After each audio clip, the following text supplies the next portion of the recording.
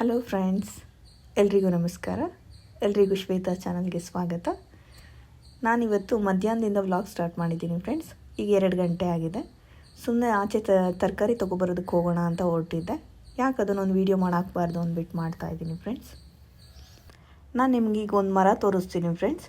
ಅದು ಜೈನ್ ಟೆಂಪಲಲ್ಲಿ ನಾನು ಹಿಂದೆ ವೀಡಿಯೋದಲ್ಲಿ ಹಾಕಿದ್ದೆ, ಲಕ್ಕಿ ವೃಕ್ಷ ಅಂತ. ಅದೇ ಅನಿಸುತ್ತೆ ಫ್ರೆಂಡ್ಸ್. ಎಕ್ಸಾಕ್ಟಾಗಿ ನನಗೂ ಗೊತ್ತಾಗ್ತಾ ಇಲ್ಲ. ಇದನ್ನು ನೋಡಿದ್ರೆ ಮುತ್ತೈದೆಯರು ಮುಟ್ಕೋಬೇಕಂತೆ ಫ್ರೆಂಡ್ಸ್. 1-2 ಎಲೆಗಳು ಇರೋದನ್ನು ಒಂದು ಕಡ್ಡಿನ ತೊಗೊಂಡು ಮುಟ್ಕೋಬೇಕಂತೆ. ನನ್ನ ಫ್ರೆಂಡ್ ಒಬ್ಬರು ಇದ್ರ ಬಗ್ಗೆ ಏನು ಹೇಳಿದರು ಅಂದರೆ, ಡ್ಯಾಶ್ಗೆ ಡ್ಯಾಶ್ ಭಾರ ಆದರೆ ಮುತ್ತೈದೆಯರಿಗೆ ಏನು ಭಾರ ಮುಟ್ಕೊಳ್ಳೋಕ್ಕೆ ಅಂತ ಹೇಳಿದರು. ಆ ಡ್ಯಾಶ್ ಸ್ವಲ್ಪ ವರ್ಡ್ ಅಷ್ಟು ಸರಿ ಇಲ್ಲ ಫ್ರೆಂಡ್ಸ್, ಹಾಗಾಗಿ ನಾನು ಅದನ್ನು ಹೇಳ್ತಾ ಇಲ್ಲ. ನಾನು ನೋಡಿದಾಗೆಲ್ಲ ಏನು ಕೀಳೋದಕ್ಕೆ ಹೋಗಲ್ಲ, ಯಾವಾಗಾದರೂ ಒಂದೊಂದು ಟೈಮ್ ಕಿತ್ಕೊಂಡು ಮುಟ್ಕೊತೀನಿ. ನೋಡಿ ಫ್ರೆಂಡ್ಸ್, ಇದೇ ಆ ಮರ.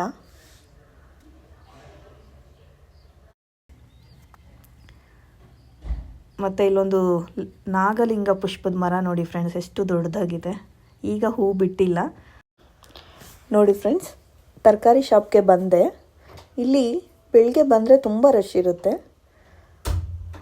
8 ಗಂಟೆ ಮೇಲೆ ಫ್ರೆಶ್ ತರಕಾರಿ ಕೂಡ ತರಿಸಿರ್ತಾರೆ. ತುಂಬ ಕೆ ಜಿ ತರಕಾರಿಗಳನ್ನ ತಗೊಂಡು ಹೋಗ್ತಾರೆ.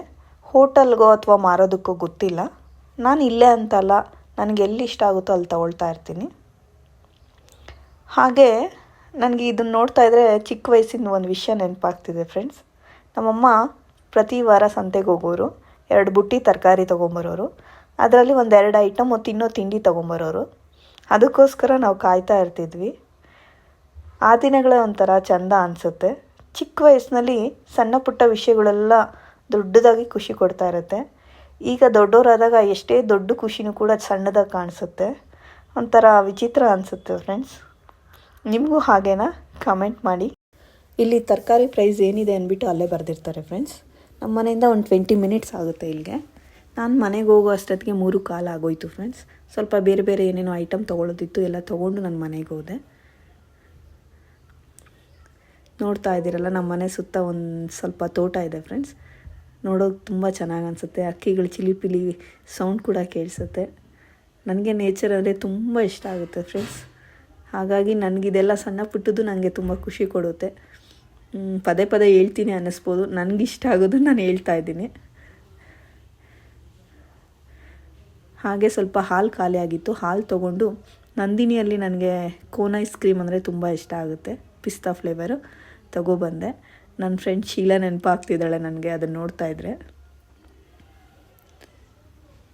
ನೋಡಿ ಫ್ರೆಂಡ್ಸ್, 300 ರೂಪೀಸ್ ಏನೋ ಆಯಿತು ಇಷ್ಟಕ್ಕೆ, ಹೂವು ಮತ್ತು ತರಕಾರಿ.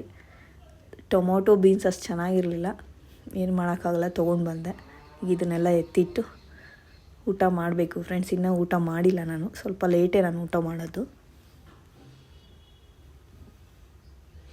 ಮೆಂತ್ಯ ಸೊಪ್ಪು ತುಂಬ ಚೆನ್ನಾಗಿತ್ತು ಇವತ್ತು.